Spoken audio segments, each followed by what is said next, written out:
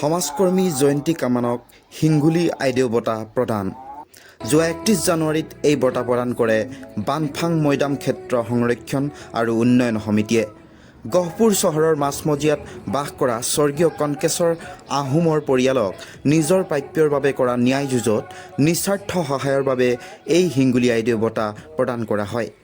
হিংগুলী আইদেউ আহোম ৰাজশাসনৰ তৃতীয়জন স্বৰ্গদেউ চাওলুং চুবিনফাৰ বৰৰাণী।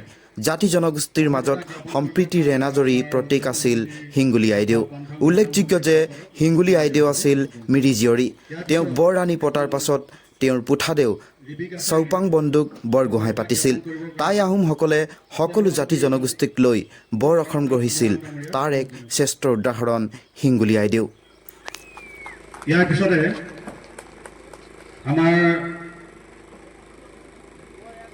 টাই আহোমত অৱশ্যে চং বুলি কয়, অসমীয়াত ছাতি বুলি কয়। এটি ছাতিৰে প্ৰদান কৰিবৰ কাৰণে আমি সম্পাদকক অনুৰোধ জনাইছোঁ।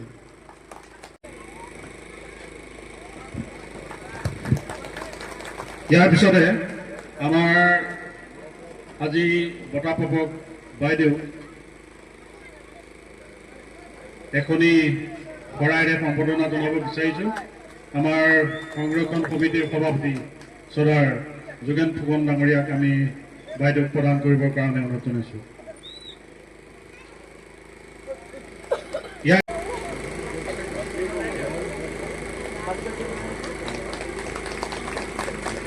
ইয়াৰ পিছতে এখনি আমি ফানুৱাই